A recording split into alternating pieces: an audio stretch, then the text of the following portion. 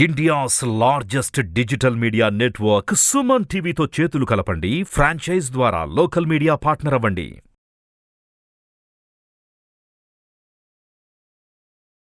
నమస్కారం. ఎవిస్ హాస్పిటల్ సమర్పించు Dasara special open forum with Suman టీవీకి స్వాగతం. ఈ రోజు మనతో పాటు ఉన్నారు బ్రహ్మశ్రీ ప్రదీప్ జోషి గురుగారు. నమస్తే గురుగారు. శ్రీమాత్రే గురుగారు, శరన్నవరాత్రులు వస్తున్నాయి కదా, ఎన్నో ధర్మ సందేహాలు మన మనసులో ఉన్నాయి. మీ ద్వారా నివృత్తి చేసుకోవడానికి ఇక్కడికి విచ్చేశారు. నమస్తే అండి. నమస్తే. Welcome to open forum. Next question please. గురువుగారు, నా పేరు రామప్రియ మల్లాది అండి. ఈ నవరాత్రుల్లో కుమారి పూజ చేస్తుంటారు చిన్నపిల్లలకి. అది ఈ నవరాత్రుల్లో ఏ రోజైనా చెయ్యొచ్చా, లేకపోతే బాలా త్రిపుర సుందరి అవతారం ఉన్న రోజే చేస్తారా? మొట్టమొదటి రోజు బాలా త్రిపుర సుందరి అవతారంగా చేస్తారు. రెండవ రోజు ఇంకేంది ప్రథమం శైలపుత్రీచ, ద్వితీయం బ్రహ్మచారిణి అని చేస్తారు. సో నవరాత్రుల్లో 9 రోజులు కూడా బాలా పూజ చేయొచ్చు. ఎందుకోసమంటే అష్టవర్షాత్ భవత్కన్యం అని అంటారు. అంటే 8 సంవత్సరాల లోపల ఉండే ప్రతి అమ్మాయి కూడా కాత్యాయని స్వరూపమే ఆ అమ్మవారు. సో కాబట్టి వాళ్ళందరూ అమ్మవారి స్వరూపమే, వాళ్ళందరికీ మనం పూజలు చేయొచ్చు. కొంపెల్ల శంకర శివాని నా పేరు. ఎక్కడ ఉంటారు? మేము బిర్జాతిగూడలో ఉంటామండి. నవరాత్రుల్లో ఏ రోజు ఏ పూలతో పూజించాలి, తర్వాత చండీ హోమం దుర్గాష్టమి రోజున చేయాలా, మహానవమి రోజున చేయాలా, 3 రోజులు చేయాలా? నవరాత్రుల్లో చాలామంది ప్రయుత చండీ యాగము, అయుత చండీ యాగము, శత చండీ యాగం అని చేస్తారు. 9 రోజులు కూడా చండీ యాగం చేస్తారు.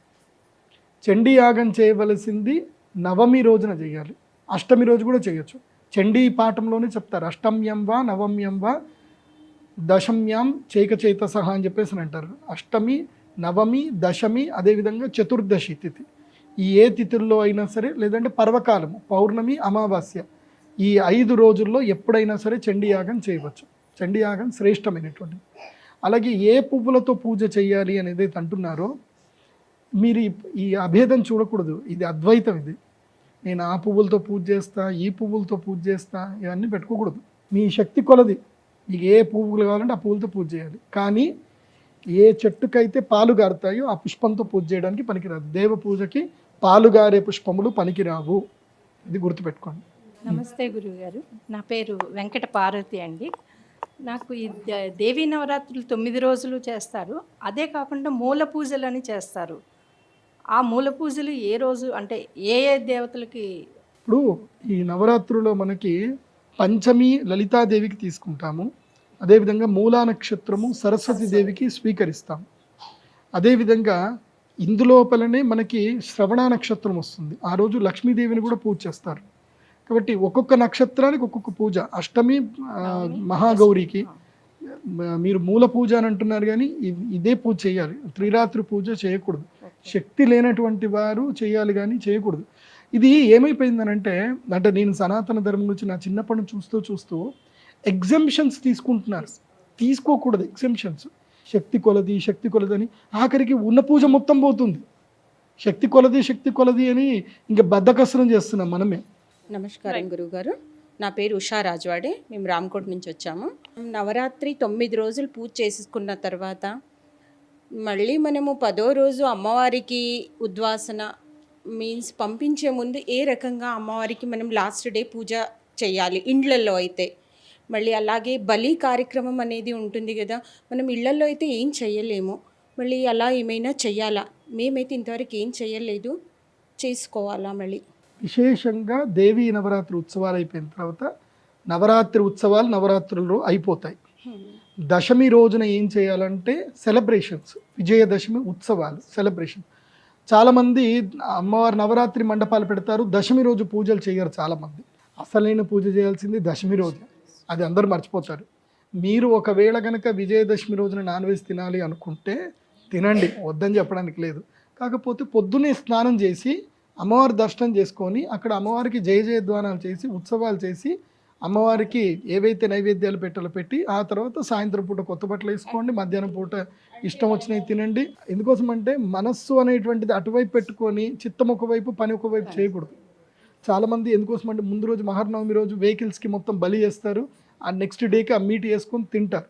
సో విజయదశమి రోజు నాన్ వెజ్ తినొచ్చు, హ్యాపీగా తినండి, సంతోషంగా ఉండండి. ఇక దీక్ష స్వీకరించినటువంటి వారి కోసమే చెప్తున్నాను ఇప్పుడు. అంటే బ్రాహ్మణులు కావచ్చు, అమ్మవారి యొక్క భవానీ దీక్ష స్వీకరించినటువంటి వాళ్ళకి ఏంటంటే కనుక ఈ దశమి రోజున కూడా మీరు దీక్ష కంటిన్యూ చేయాలి. దశమి రోజు కూడా రెగ్యులర్గా పూజ చేసుకోవాలి. అమ్మవారికి ఉద్వాసన పూజ ఎప్పుడు చేయాలి అని అంటే కనుక ఏకాదశి రోజున చేయాలి, దశమి రోజున చేయకూడదు. ఏకాదశి రోజున నందతిథి అంటారు, నందాతిథి రోజున మాత్రమే ఉద్వాసన చేయాలి. దశమి రోజు పండుగ చేసుకుంటాము, 10 రోజులు అయిపోతుంది. మరి 11వ రోజు కూడా ఉదయం పూజ చేసుకోవాలి. సూర్యాస్తమ వేళల్లో ఏం చేయాలి అని అంటే కలుషం జరపడము, ఘటాలు జరపడము అవన్నీ కూడా చేయాలి. అదే ఇళ్లల్లో అయితే బలి ఇవ్వాలి, వెళ్ళేటప్పుడు తప్పకుండా బలి ఇవ్వాలి. ఈ కూష్మాండ బలి, బలిలో అత్యంత ఉత్కృష్టమైన బలి ఏంటంటే కూష్మాండ బలి, గుమ్మడికాయ కొట్టడం. ఇప్పుడు ఇంట్లో గర్భవతులు ఉంటారు, గుమ్మడికాయ కొట్టకూడదు. అప్పుడు ఏం చేయాలి, మినుపప్పు నానబెట్టాలి. మినుపప్పు నానబెట్టి ఆ మినుపప్పుని ఏం చేయాలంటే దాంట్లో కుంకుమ కలిపి ఆకులలో పెట్టి ఆ మినుపప్పును పెట్టి దాని మీద కర్పూరం వెలిగించి అది బలి కింద నివేదన చేయాలి. గర్భవతి స్త్రీలు ఉన్నప్పుడు గుమ్మడికాయ కొట్టకూడదు, కొబ్బరికాయ కూడా కొట్టకూడదు. ఈ దేవి ఉత్సవాలు చేసేవాళ్ళు అమ్మవారిని ఎలా సాగనంపాలని చాలామందికి తెలియదు. ఒకవేళ గనక శుక్రవారం వచ్చింది అనుకోండి చేయకూడదు. ఈసారి మంగళవారము విజయదశమి వచ్చింది, ఏకాదశి మనకి బుధవారం వచ్చింది కాబట్టి ఈసారి ఏకాదశి సాగనంపే కార్యక్రమాలు చేసుకోవచ్చు. అమ్మవారిని సాగనంపేటప్పుడు విగ్రహారాధనకి ఎలా చేయాలి ఉత్సవ మండపాలు అని అంటే తప్పకుండా అమ్మవారి యొక్క కాళ్ళని కడగాలి.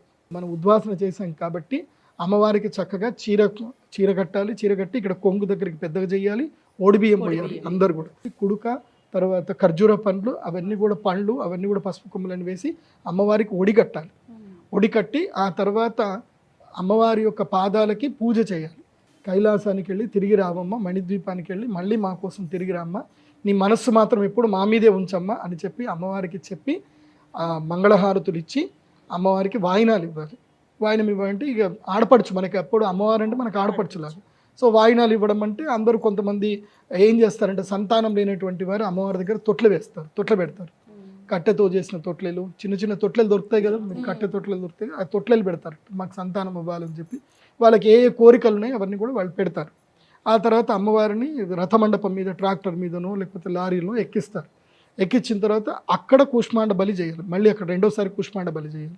చేశాక చక్కగా అందరూ నృత్యాలు అవన్నీ చేసుకుంటూ వెళ్తారు. ఇక అమ్మవారిని గోదావరి నదిలో వేసేటప్పుడు పద్ధతి ఏంటి అనేది చాలామంది తెలుసుకోవాలి. గోదావరి నదిలో వేసేటప్పుడు అమ్మవారికి పెట్టినటువంటి ఓడిబియ్యం ఏదైతే ఉందో ఇదంతా కూడా ఎవరికి ఇవ్వాలి, గంగపుత్రులకే ఇవ్వాలి. ఎవరికి ఇవ్వాలి, గంగపుత్రులకి ఇవ్వాలి. ఎందుకోసం అంటే గోదావరిని కానీ నదిని నమ్ముకొని ఎవరు ఉంటారు, బెస్తవాళ్లే ఉంటారు, గంగపుత్రులే. సో వాళ్ళకి ఇచ్చేటప్పుడు పిసినారితనం ఏం చేయకూడదు. వాళ్ళు అందుకోసమే ఉన్నారు, వాళ్ళు అక్కడ సంరక్షణ చేస్తున్నారు కాబట్టి వాళ్ళకే ఇచ్చేసేయాలి. ఆ అమ్మవారి యొక్క ఓడిబియ్యం ఇచ్చేసేయాలి. ఓడిబియ్యం ఇచ్చేసాక ఆ ఏదైతే అమ్మవారికి మీరు చక్కగా అలంకరణ కట్టిన పట్టు చీర ఏదైతే ఉందో అది తీసి ఇచ్చేసి ఇప్పుడు మళ్ళీ అక్కడ కాటన్ చీర కట్టాలి, ఒక మంచి కాటన్ చీర కట్టాలి. కట్టి అప్పుడు కొంచెం ఒడికి కొంచెమే బియ్యం కట్టాలి. కట్టి ఇప్పుడు అమ్మవారికి ఏం చేయాలంటే విగ్రహం మీరు పెట్టుకున్నారు కాబట్టి ఇన్ని రోజులు పూజ చేశారు కాబట్టి ఇక్కడ అమ్మవారికి దాదాపు 11 లీటర్ల పాలతోటి అభిషేకం చేయాలి. ఆ నీళ్ళ దగ్గరనే 11 లీటర్లతో పాలతో అభిషేకం చేయాలి. అలాగే ఎవరెవరు దీక్షలో పాల్గొన్నారో ప్రతి ఒక్కరు కూడా ఒక పూర్ణ కలుషంతో అమ్మవారికి అభిషేకం చేయాలి. అభిషేకం చేసిన తర్వాత ద్విజుడు, బ్రాహ్మణుడు, మంత్రోపాసకుడు లేదా భవానీ దీక్షాపరుడు ఎవరైనా సరే అమ్మవారికి మొత్తం కూడా ముఖానికి చక్కగా పసుపు పెట్టాలి. కంప్లీట్గా మొత్తానికి పసుపు పెట్టి చక్కగా పెద్ద కుంకుమ బొట్టు పెట్టాలి అమ్మవారికి. అలా కుంకుమ బొట్టు పెట్టినప్పుడు అద్భుతమైన శక్తి, నేను అనుభవపూర్వకంగా చెప్తున్నాను. ఆ నవరాత్రిలో మనకు ఆ శక్తి అల్టిమేట్గా అప్పుడు లాస్ట్కి మనం అమ్మవారికి పెద్ద కుంకుమ పెట్టి అప్పుడు అమ్మవారికి గంధము అదంతా పెట్టి పూలదండ వేసి హారతి ఇచ్చి అప్పుడు అమ్మవారిని సాగనాలి. చాలామంది ఇది బ్రిడ్జిల మీదకి వచ్చి నూకేస్తారు, ఇలా చేయకూడదు.